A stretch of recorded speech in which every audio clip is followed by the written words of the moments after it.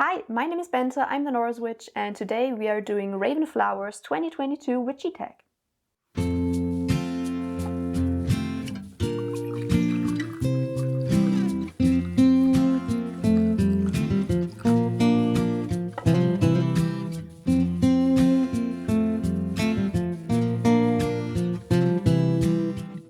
As always, you know it by now, first a little bit of Patron love.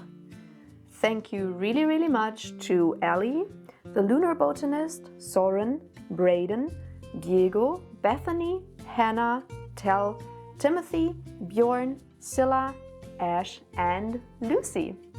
And now let's get into the questions, shall we? I actually got tagged to do this by the Witch's Cookery. Thank you really much for tagging me. If you don't know her channel yet, definitely go check her out. I will link her channel below in the video description. I really love her videos, so definitely go check the Witch's Cookery out. But I guess you probably know her already because she has much more subscribers than I do, and she definitely deserves them. But without further ado, we have, how many questions are there? We have 19 questions, so definitely grab a hot beverage or a snack because this will probably take some time. Today I have some hot chocolate actually, no tea.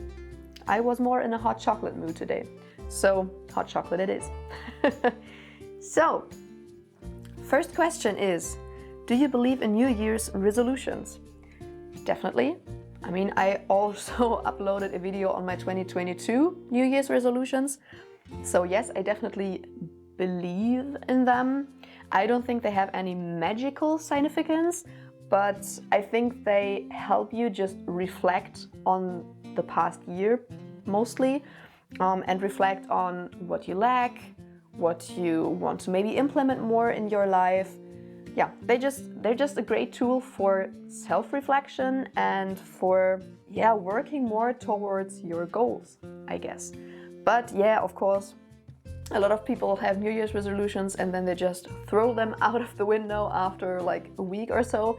If you do that, that definitely doesn't work. So I think you have to have a kind of practical approach to your New Year's resolutions. So for example, having goals that you can count. So don't say something like, I will lose weight.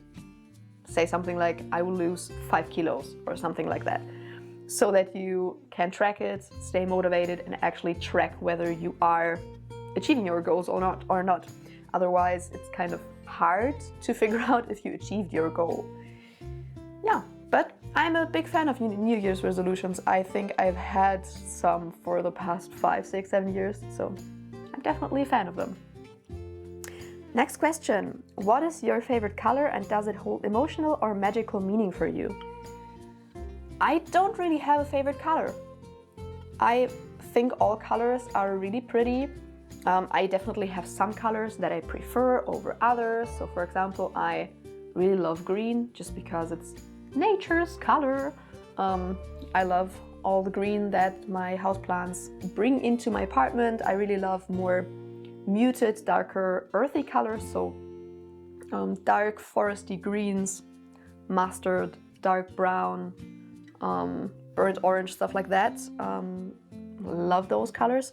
And I definitely am not the biggest fan of pink or purple. It's just not really my thing. But in general, I think all colors are pretty. And I think all colors have emotional and magical value to them because you can't help but just associate something with colors. So even if green isn't your favorite color, you will probably associate something with it. But to just get into, I don't know, let's just say green. What do I associate with green? Nature, grounding, relaxation, fertility, stuff like that. Next question. Do you use mind-altering substances for meditation or divination? No. But I would be open to trying it. I don't even really drink. I mean, I maybe will drink a sip of beer or wine or mead during offerings, for example, or rituals or something. But I usually privately don't drink any alcohol, for example, and I hate the effects of alcohol, so I don't think I would try alcohol for meditation or divination. I think it would just make me dizzy and sleepy and tired, so wouldn't help anyways. But I would try some stuff. I mean, why not? I'm open to it, as long as I know that it's something that's safe for me.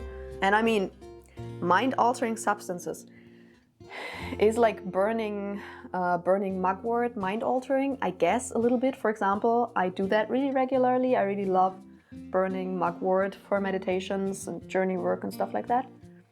So I don't know if that counts. If that counts, then yes. If not, then no, but I would be open to it. Next question. What is your favorite part of your practice? Definitely meditation. That was a really easy to answer question. Simply because meditation doesn't only help me immensely in my craft, because you can do so many different things in meditations. You can cast whole spells just by meditating and doing stuff in a meditation. It's just so versatile. You can do a lot of stuff with it. That's what I love. But it also helps with my migraines. So it's just something that I need in my life and that has helped me immensely. For the first maybe 3 years or something, I haven't really meditated regularly, and since I've started doing that, life has gotten so much better. And that's not even an exaggeration. Meditation has helped me immensely, so definitely meditation. Question number 5, what is the least favorite part of your practice? That was a question that was kind of hard to answer, because there is no proper part of my practice that I don't like, because if I wouldn't like it, then I wouldn't do it. But there's something that comes with the practice, or that came with the practice, and that's actually something that I will either have already uploaded a video on, or that I will shortly upload a video on, because I also will film this video today. And that is self-doubt and imposter syndrome. That's something that came along with witchcraft and paganism, and especially with creating a YouTube channel, being like an online creator in that field. I have it in my whole life, but especially most with my craft, and that is something that I hate. So definitely that, but it's not a proper part of my craft. It's just something that came from it. I don't know. Hello, cat. Question number 6, how do you feel your practice has grown over time? It has grown immensely. I mean, whose practice doesn't evolve over time? That would be kind of sad if we wouldn't grow from it. I have grown extremely as a person. It's crazy when I compare myself to, like now, to the person that I was when I started out practicing. Ooh, it's a big difference, let me tell you. But I mean, I found religion for myself through my practice, because I found Norse paganism through my witchcraft practice, which is awesome. I've gotten really deeply into working with spirits and with deities, which I wouldn't have thought, like, ever. I've become an extreme animist. At the beginning, I definitely wasn't.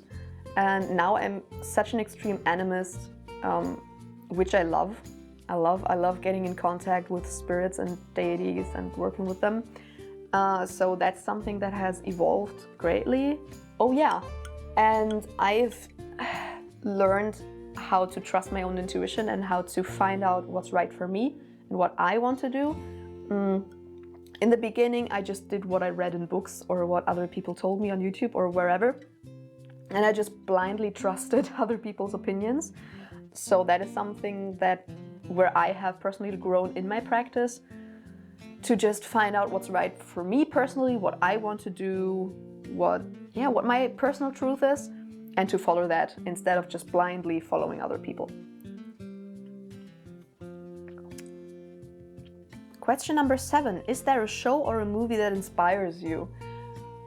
Not so much. I definitely, I don't know how to describe it. Like the vibe of Lord of the Rings, like the Lord of the Rings movies. for some reason motivates me and inspires me when it comes to my practice, even though it's not really witchy. But I don't know, the vibe kind of inspires me. But apart from that, not really. When I lack motivation and inspiration, I usually go to YouTube for that. So for me, it's more YouTube videos than like movies or TV shows. Question number 8, do you have a familiar? I don't know.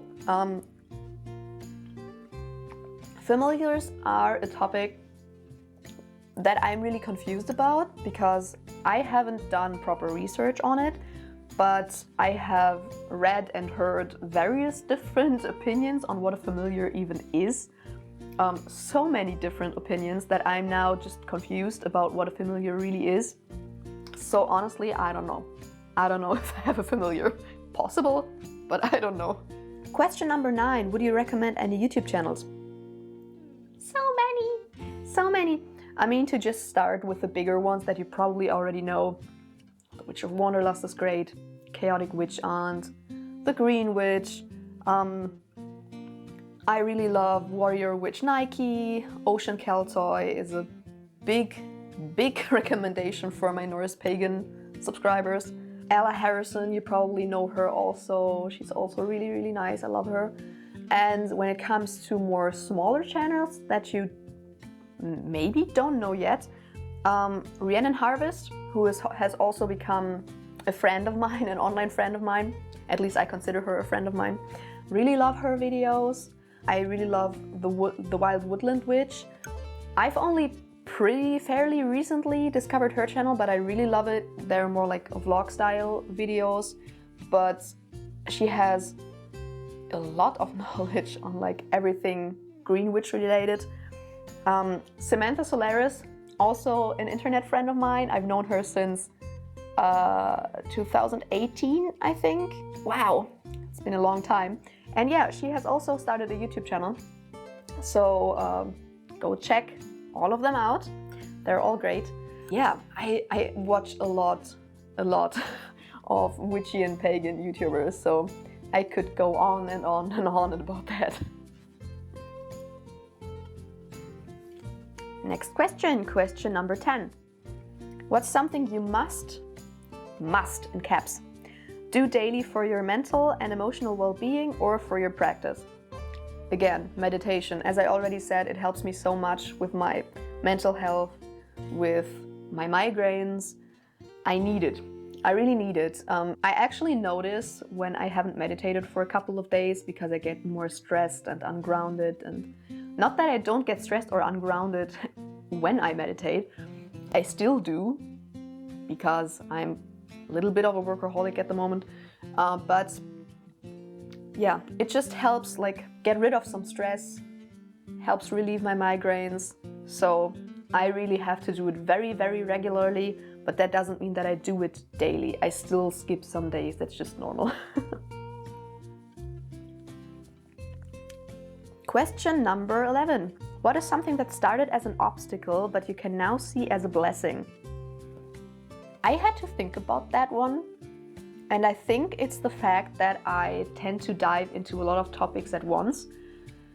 I'm in general just a person who like hops from hobby to hobby or from topic to topic. I like to dive into a lot of things, sometimes a lot of things at the same time, which leads to not being able to spend enough time really on one topic or one hobby or one thing to do. But I think I learned for myself that that's just the way I work. Actually, I think, let me quickly look something up. Let me look up my birth chart because I think I was correct. I remembered correctly. I'm a Gemini Mars, so that is probably where that comes from. My interests just change really quickly. The only thing that basically stays always is witchcraft and paganism, and other than that, I'm like, woo, next topic, next hobby, let's try this and this and this. So I have basically tried like every creative endeavor there is, apart from knitting maybe. But yeah, I tend to dive into a lot of topics, into a lot of hobbies, and I've always thought that that was kind of wrong because if you do a lot, and you skip from one thing to the other. You don't really spend a lot of time with one topic or one hobby or one whatever, so you don't really dive that deeply into it. But I found out that I tend to also go back to something. So while I hop from topic to topic, I still hop into the same topics again, if that makes sense. So I'm not the kind of person who dives into one topic for half a year and does like a lot of research within that topic and doesn't do anything else. I'm more of a person who does it for a month, but does it like hyper-focused, then does another topic for the next month, and then another topic for the next month, and then maybe the fourth month, the topic from the first month comes up again, and I will do even more research and do it hyper-focused again. So that's just the way I work. For me, that does work, and that means that I have a lot of knowledge in various different areas, and I think that's actually pretty cool. So I kind of learned to accept that I just work that way. I'm not trying to work against that anymore. I just try to roll with it, because I mean, I can't force myself to stay with one topic, because then I won't be motivated, and then it doesn't make sense at all. So yeah, I think that is that. Question number 12. Which do you prefer, YouTube, Instagram, Facebook, or TikTok? Like witchcraft community-wise? Definitely YouTube. Not even a question, definitely YouTube, because one, of course, I am part of the community on YouTube because I make videos. I feel like, I mean, I don't really know the Facebook community because I'm not on Facebook, but I feel like the YouTube witchcraft community is so accepting and so nice. And I had a little journey into TikTok, and it was awful. It was very, very, very toxic, and ugh. So maybe I will try it again at some point, but this, I don't know, I think I did it for a month, and I've had enough, honestly. So TikTok wasn't really my thing, and Instagram, I like the Instagram community, but I'm not that much a part of it because I'm not that well with words, like written words. I always feel like I'm too lazy to write stuff down. So I don't really post that much of great magical significance on Instagram. I basically just post my personal life and that's it. So I'm not that much part of the Instagram witchcraft community. So I would definitely have to say YouTube. Question number 13. What do you feel like is missing from our witchy community? Respect for other people's unique ways of practicing and just accepting that there are different ways to do things and just accepting that just because I do things one way doesn't mean that that's the only way, and that doesn't mean that it's the right way to do it. So just in general, a little bit more respect and acceptance, I feel like.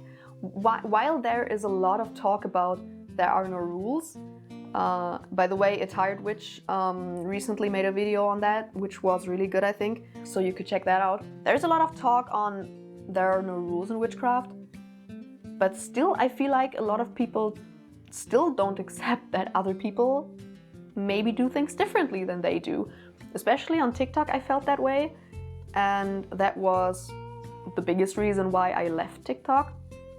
So yeah, sadly that. But in general, I love the witchcraft community in general. So that is just like one thing that I dislike, but there's a lot that I love about it. Maybe I should make a video on that. Next question. How much space do you use for supplies and spell work?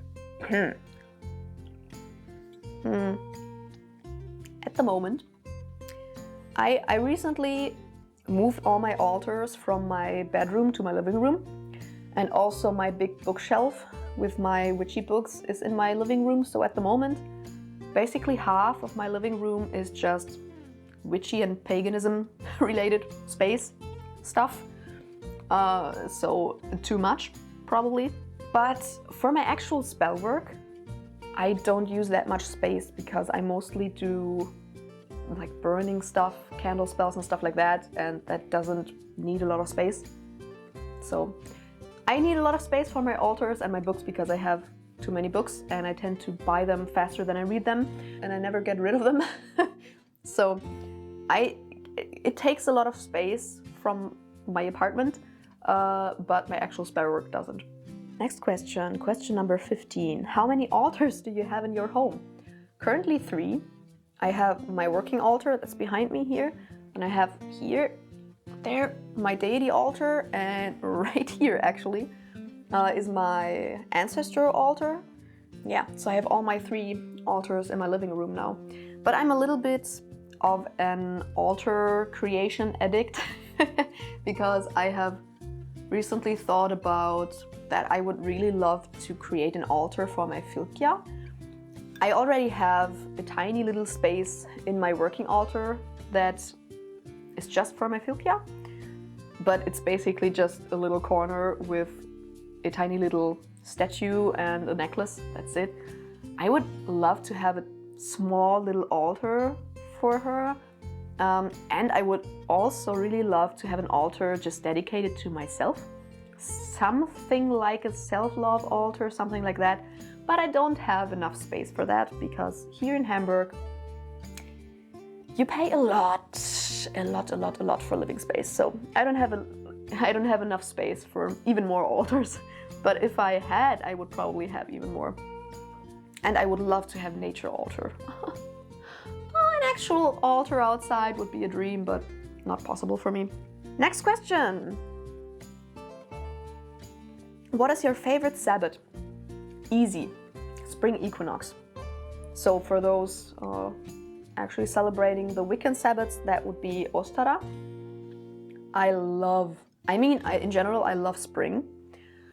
But like the spring equinox, it just comes with a lot of joy and motivation and energy because I always lack energy and motivation during winter. So when the spring equinox comes around and the flowers are blooming everywhere and everything, like nature is kind of reawakening, it also reawakens my motivation and I have much more energy to do stuff. And yeah, I tend to do the biggest rituals around Ostara, also because I like to start my witchy herb garden, my herbal balcony area during that time, and I usually incorporate that in my ritual also. So definitely spring equinox, and I feel like I'm always the only person who says that. Most people would say like maybe like Samhain or Yule or yeah, something around that. I always feel like I'm the only person who prefers Ostara. Next question, question number 17. Do you prefer tarot, runes, oracle decks, or pendulums? Definitely tarot and runes.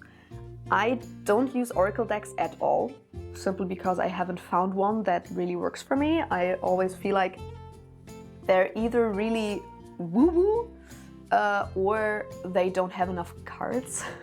I don't know. I haven't found any oracle cards that work for me. I've had a couple, but I gave them all away because they just didn't work for me. I use my pendulum, but not that much for divination, and I would still always prefer tarot or runes. But yeah, tarot is, I feel like it's more easy to read, but I feel more connected to the runes. So I couldn't decide between tarot and runes, but I love both of them equally. Question number 18. Are you out of the broom closet? I am in my private life and on YouTube and like social media and stuff. So my family knows, all my friends know, my partner knows. But the only area where I'm still in the broom closet is in my professional life. Like my coworkers don't know, my normal 9-to-5 work coworkers. They don't know. They don't know that I have a YouTube channel. They don't know that I run a witchy online shop. They don't know anything. And that will stay that way because I recently had to listen to them just like rant about people who actually believe that crystals work. And I've had that at like both my workplaces. I recently like switched my job, but at both my workplaces I had people rant about people like me, basically. So I wouldn't tell them that I'm a witch because they wouldn't take me seriously anymore. And that would be bad. Like that would be really bad. So yeah, at work, at my normal 9 to 5, I'm in the broom closet still. And that were actually all the proper questions. The only question left is, who am I tagging? I tag, I have to tag 4 people. I tag Rhiannon Harvest, Samantha Solaris, Warrior Witch Nike, and Chaotic Witch Aunt. Have fun. I think this tag was really fun, honestly. I think the questions were great. I think I did another one of Ravenflower's tags already, and I always like them. So yeah, have fun. I am looking forward to hearing your answers to the questions. I really hope you enjoyed this video. If you did, make sure to subscribe and give a thumbs up. And of course, follow me on Instagram and check out my online shop and maybe even consider becoming my patron. And I will see you in the next video. Bye!